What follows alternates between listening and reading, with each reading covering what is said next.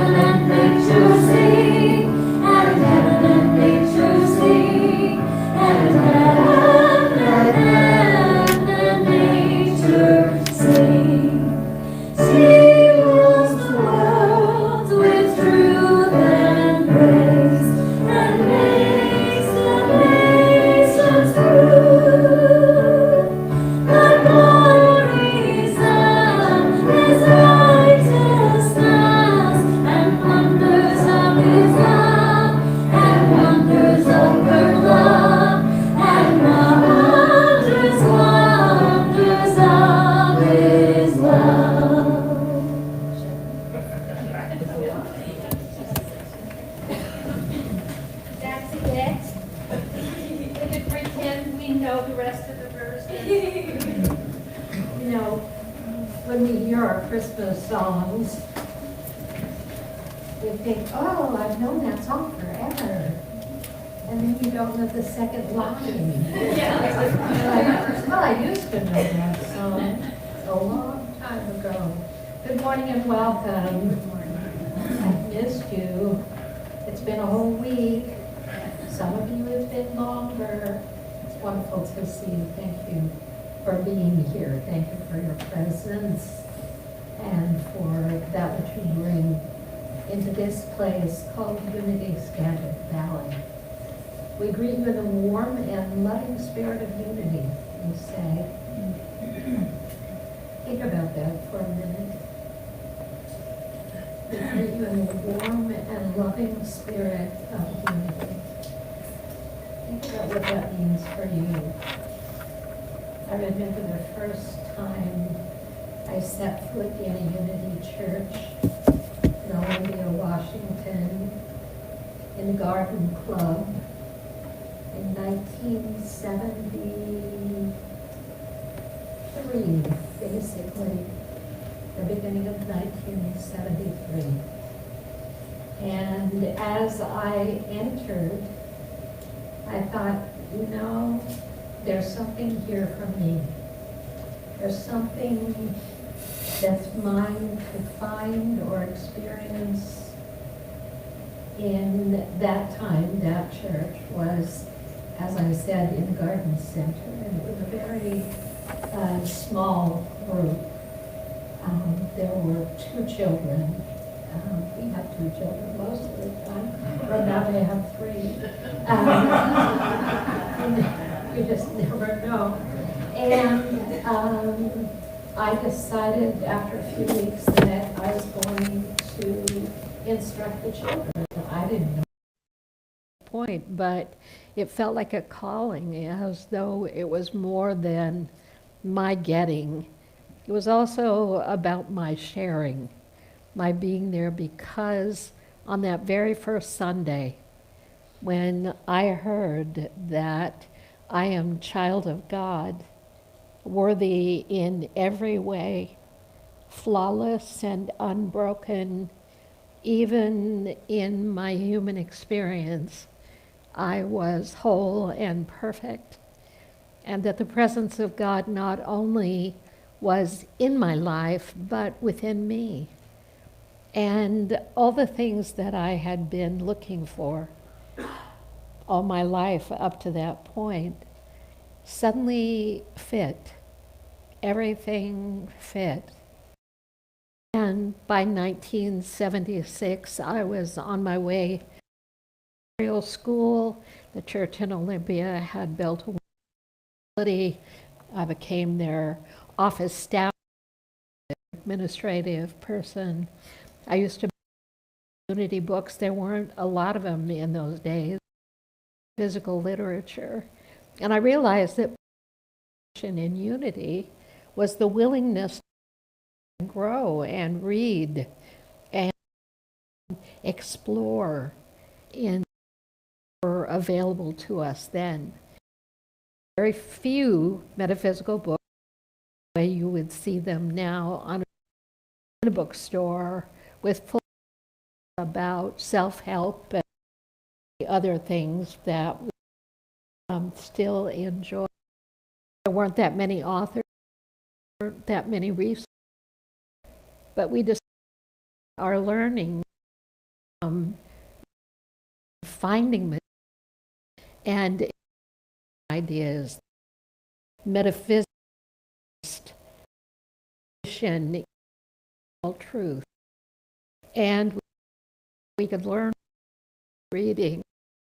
Never imagine in that when we found some wonderful long book and current with life. Unity is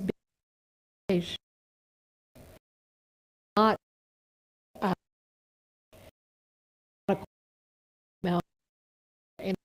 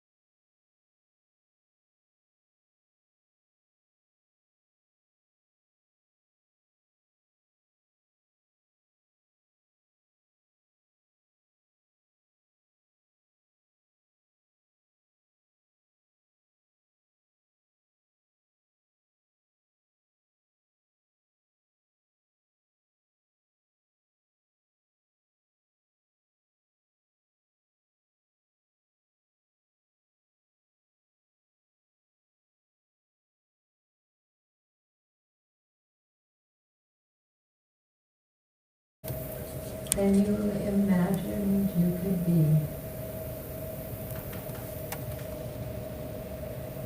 The angel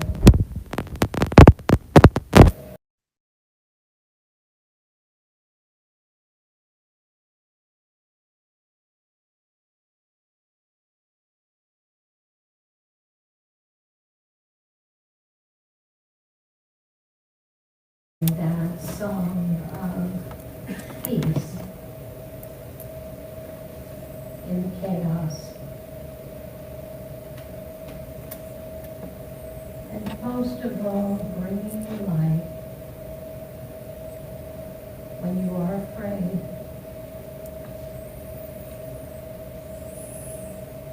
When you are facing into the unknown, in the mystery.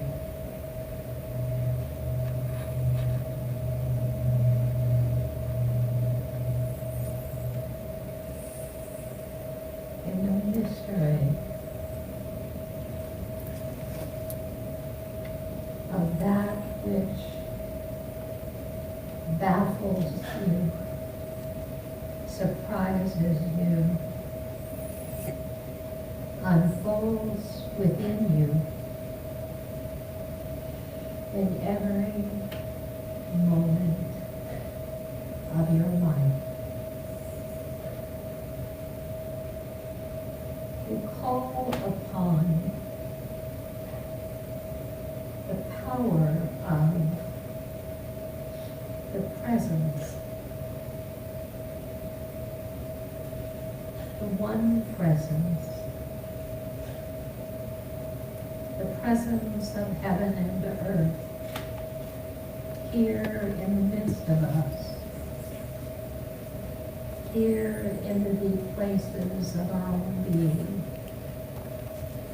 here in the sanctity of that which we are and have always been.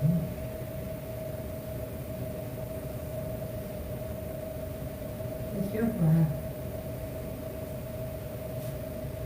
allow yourself to give of yourself to this power and presence, the one. Give of yourself consciously as you give over to the power, to the presence, to everything that is leading you, guiding you, supporting and sustaining you. Give over your fear and know that where you are, all the power in the universe resides.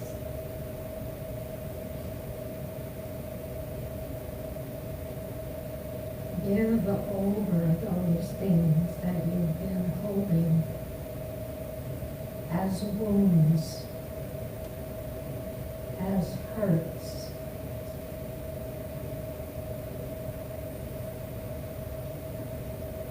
Give over that which is still holding you in bondage, and allow the power of the One to do its mighty work in you and through you now. We say, loving Spirit, I can't let go, or I don't know how to trust, or the fear is too great, or the past won't let me go. We know when we turn our attention and attune ourselves to the all power within, throughout, above, beneath, in all directions. That power is at work in you. It's at work in you in the midst of a time of fear. That power is at work in you in a time of doubt. That power is at work in you, bringing forth peace from chaos, order and harmony in experiences that seem insurmountable. Loving Spirit, as we pray, we turn our attention with our breath into the fullness of your presence, and we give over those things that would burden us, bind us, and do us harm. In your presence, we know, in the deep places and on the mountaintop, you are with us in every step, in all we are, in all we think, in all we say, in all we do, and in all that is before us. I surrender those things that blind me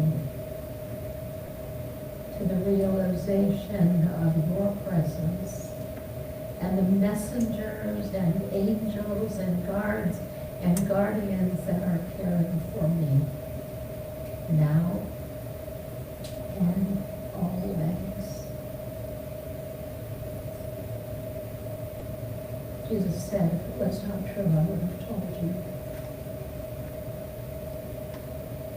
If it was not true that the Father within you, the presence within you, the living Christ within you, is the power that is present in and through and as all for you, beloved child of God.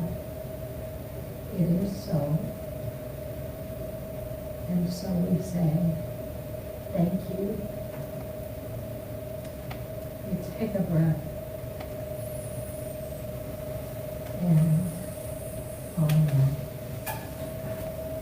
Amen.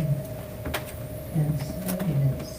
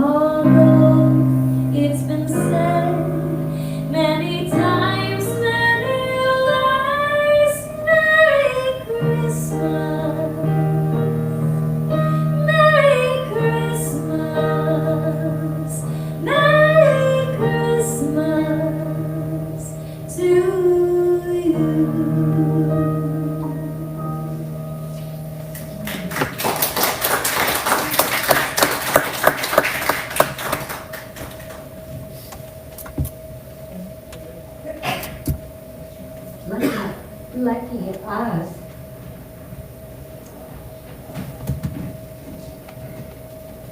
One.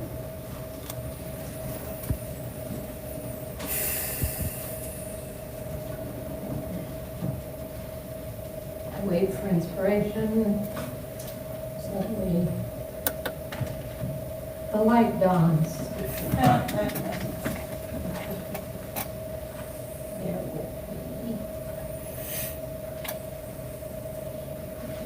So how are you?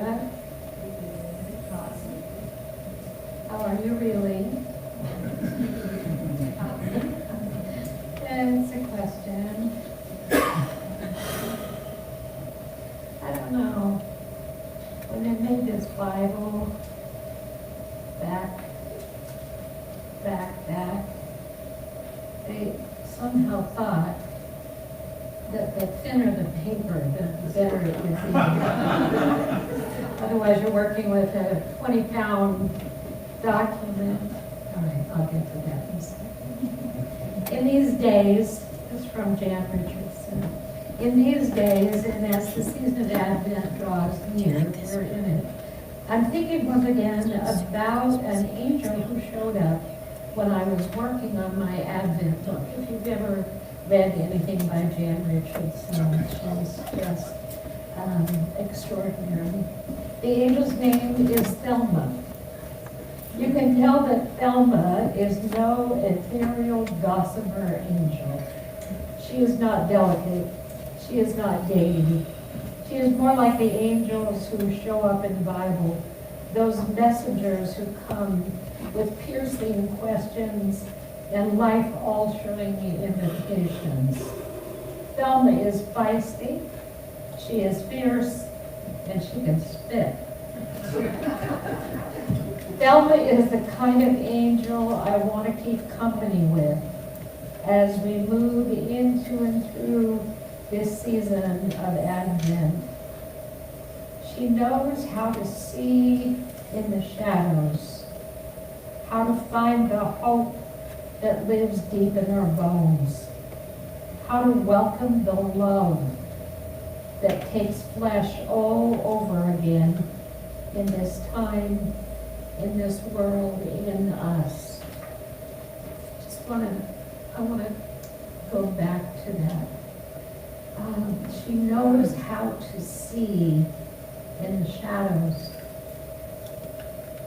how to find the hope that lives deep in our bones, how to welcome the love that takes flesh all over again in this time, in this world, in us. That hope of glory, the birth of the inner Christ child, however we say that, our divine nature, the reality of being. The story tells us that in this time we are gestating, that this is gestational time. Our baby is gestating. I call Ireland's baby our baby already. She hasn't reacted negatively to that yet. Ownership.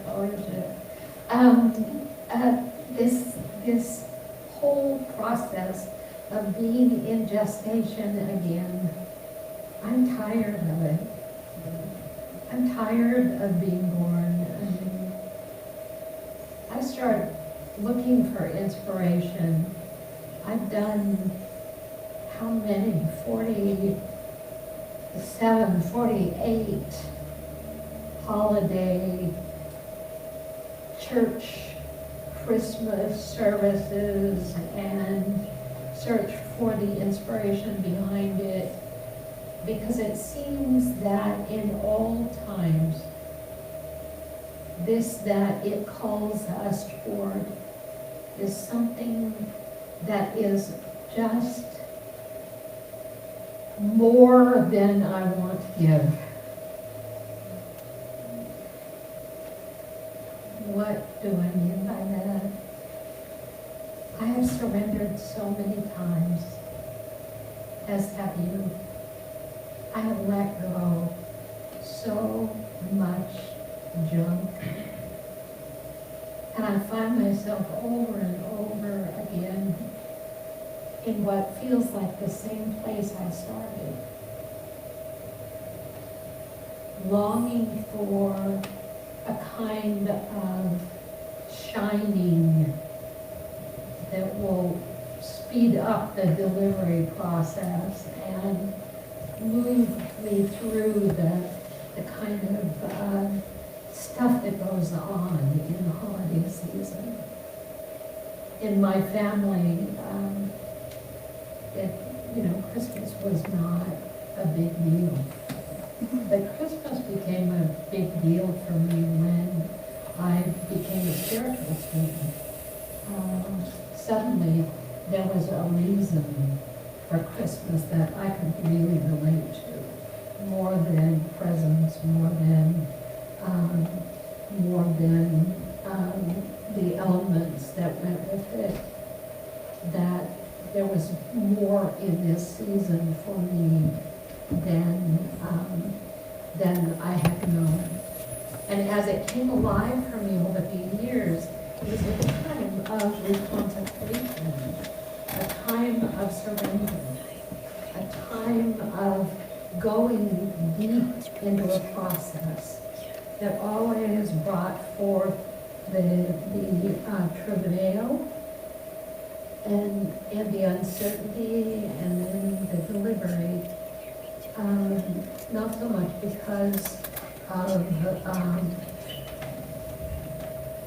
holiday decorations or any of those things, but because something in me wanted more. I wanted more than I had known. When we get to January, the burning bowl and the white stone, I'm so alive into that time, from Christmas into then that release and new life on the white stone, something to consecrate myself to for the upcoming year. But I'm not sure when it happened, when it didn't feel so electrifying. The journey that I had made so many times, the infant baby being who would save the world and bring light and hope to all, and the transformative power and presence that would move in and through us and teach us and lift us and transform us. It was so powerful, and then it was not so powerful. And I thought, I've lost it. I've lost something in me. Something has been lost in me that I value, that I want, that I need.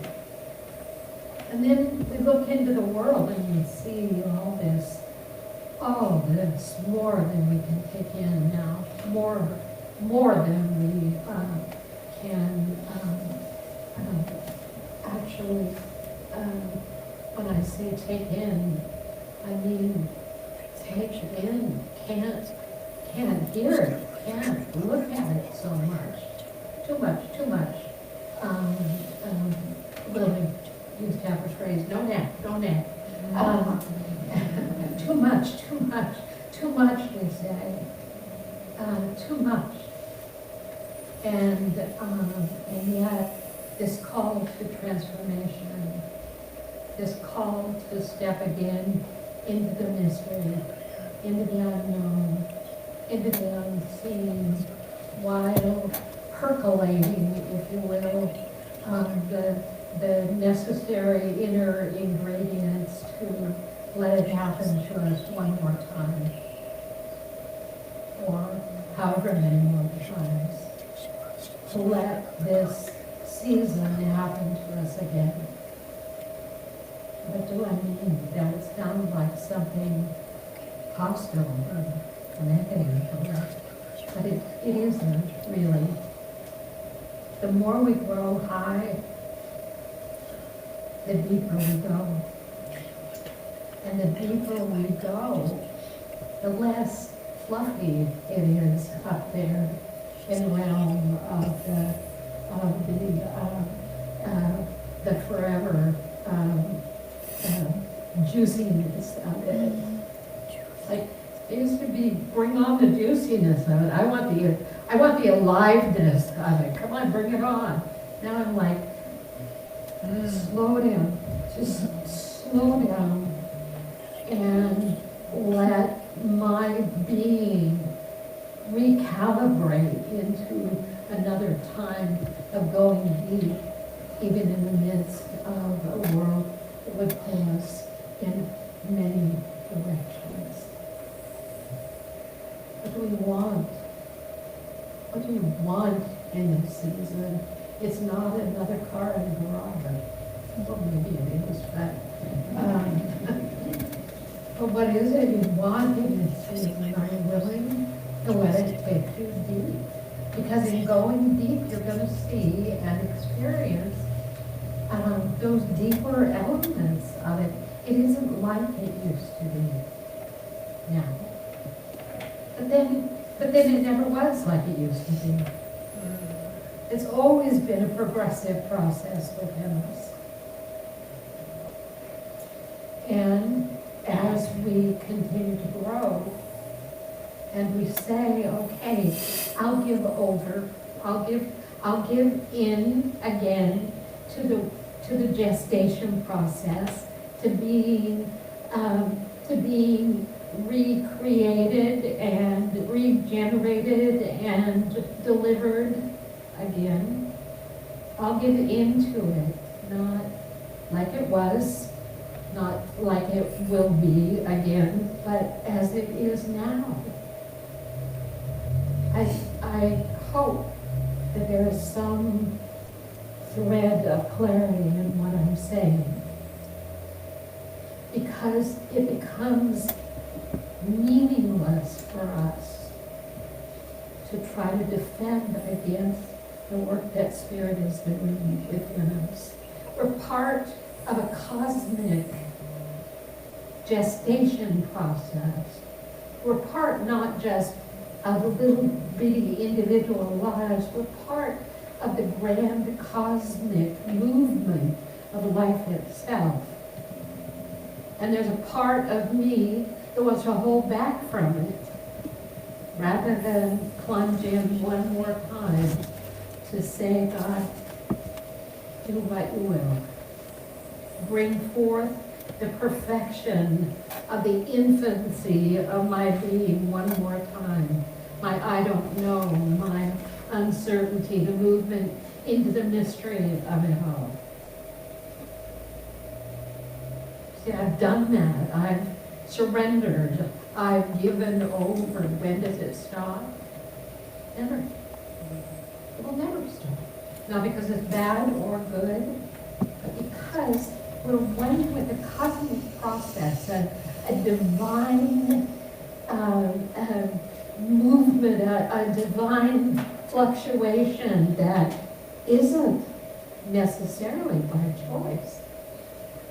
It is by the movement of the waters of the deep flowing in and through all of the life. And we say, well, I like this part. I would like this part. But the reality is, the whole thing is all happening all at one time. And where are you going to go? The prophets, the prophets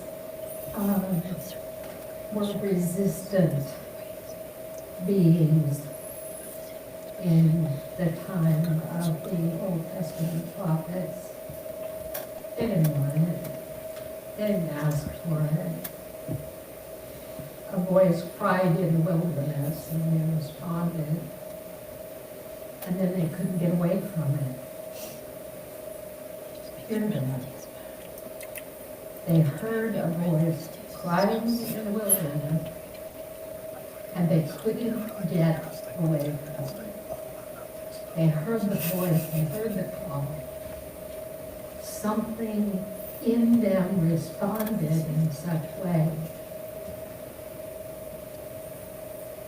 that that process brought hope and transformation over and over and over again while they were still resisting the power of the Lord that was whispering in their ear. But they did it. But they did it. And they did it without a lot of conscious thought. They did it because that's the way of it. If you're going to be part of a grand cosmic energetic flow, if we're going to believe that God is more than God in a box, if we're going to believe that God is an unfolding of an evolutionary constancy, we must believe then, if we are one with that, if we choose to believe that, that it's going to have an impact on us. That it's going to bring us into and through these seasons of change and transformation. That it's going to take us places we don't mean to go. Not because you are the one who must do that, but because it's what we're all going through. And there's great promise in it. But, you know, that thing about, I'm kind of tired of trying to grab that gold ring of whatever I believe to be true about life. I don't want to do it that way this year. I don't want to work so hard at trying to penetrate some new state of consciousness.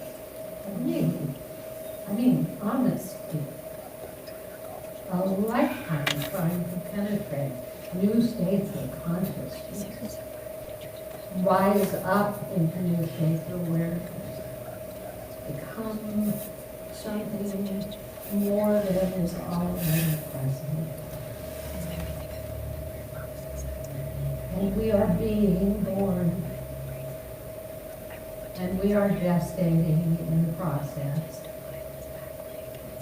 And we are told that this is a good thing. A good thing. And it's at its best when we can surrender to it. When we can allow ourselves to surrender to that which is moving in the deep water of our own being. Can't say there's only one presence and one power, and not believe that what's going on with you today or yesterday or tomorrow is part of this huge movement, of wave of fluctuating energy, producing, manifesting, letting go, dissolving, awakening. See, I like the awakening part. The dissolving part, not so much. Spirituality doesn't have to be hard work. We don't have to be more than we are to be a fully realized spiritual being. That's actually the place where the work happens. That we come closer or nearer to the realization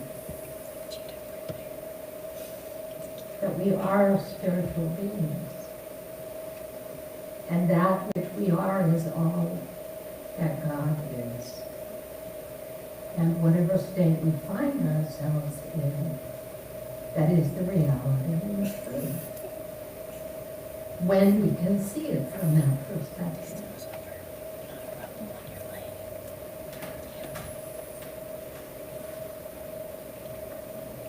In the beginning was the Word, and the Word was with God, and the Word was God. In the beginning, all things came into being through that one, and without that one, not one thing came into being. What has come into being is the life, and the light that was the light of all people.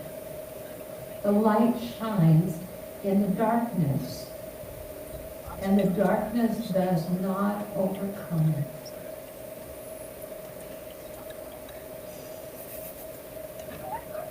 In the beginning was the Word,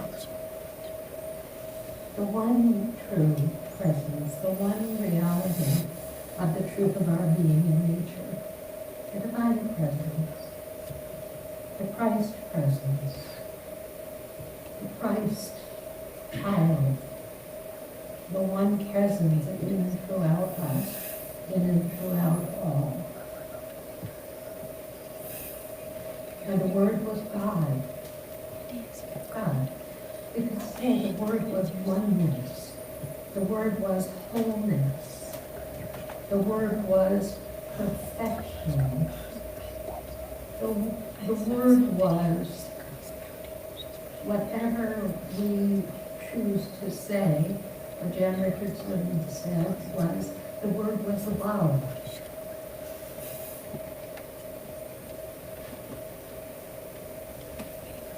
She was in the beginning. All things came into being through her, and without her, not one thing came into being. Without that presence, nothing could exist. What has come into being in her, in him, was life. And the life was the light of all people. What has come into being was the life and the light of all people.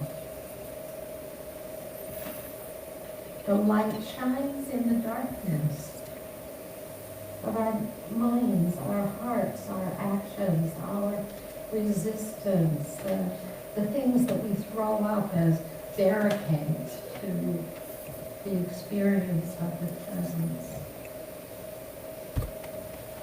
The light shines in the darkness, and the darkness does not overcome it.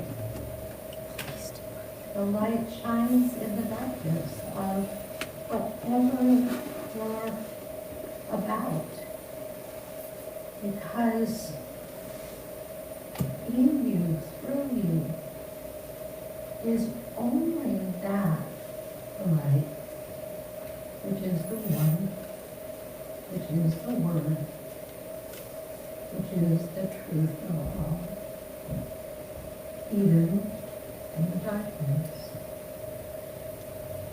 So I can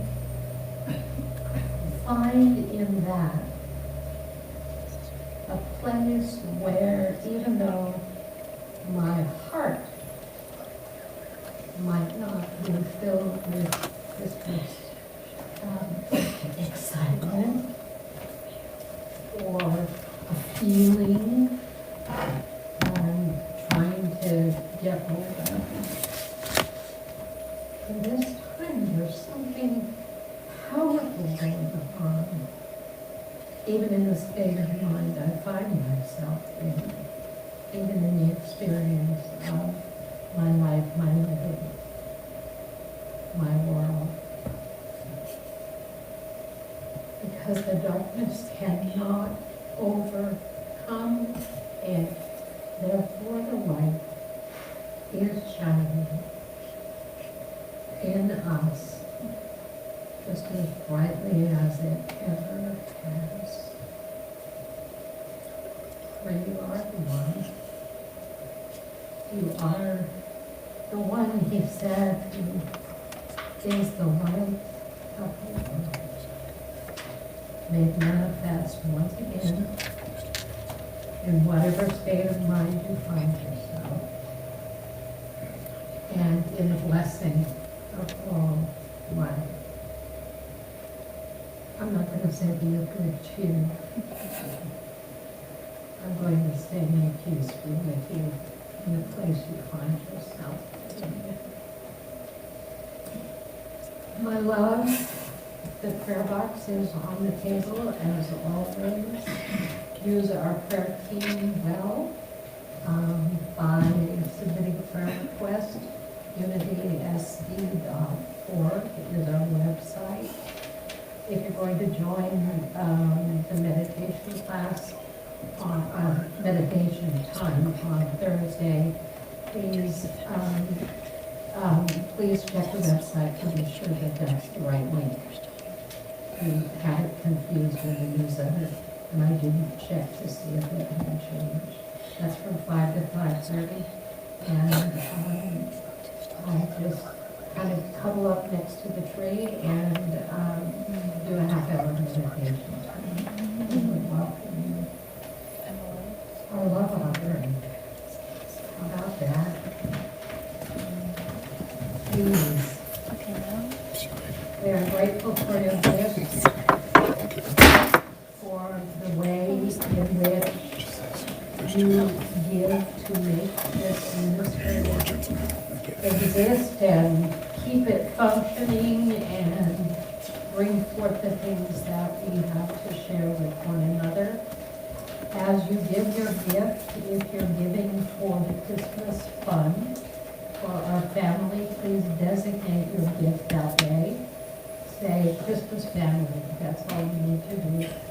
And we would love to receive that in addition to your regular love offering. So as we bless our offering, we say, I give joyfully and easily, for God is my source, and abundance is my nature. Let's do it again. I give joyfully and easily, for God is my source, and abundance is my nature. And so it is. We don't have children today, so this guy is off doing life somewhere else, and so we'll move right from our offering into the prayer for protection and our peace talk. And our birthday celebration.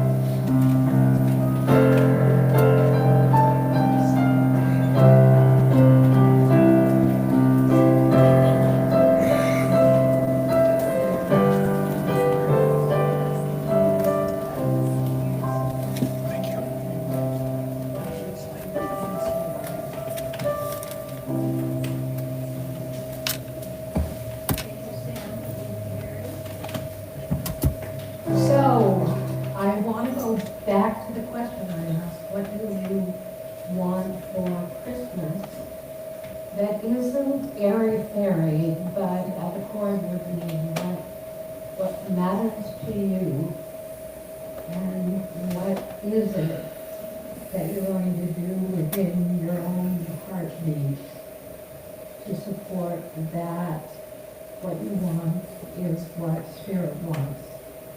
And allow yourself to be guided. What are you giving birth to?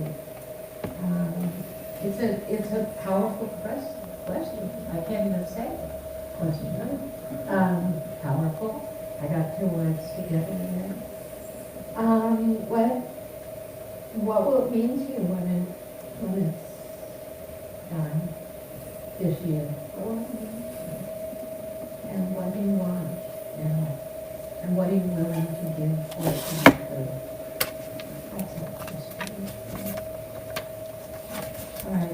deeply, dearly loved, let's show our prayer for protection.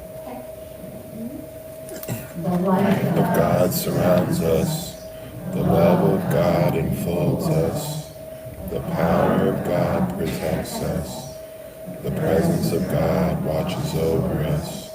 Wherever we are, God is, and all is well. a quiet prayer for protection. So let's bring up the volume as we shall be sung.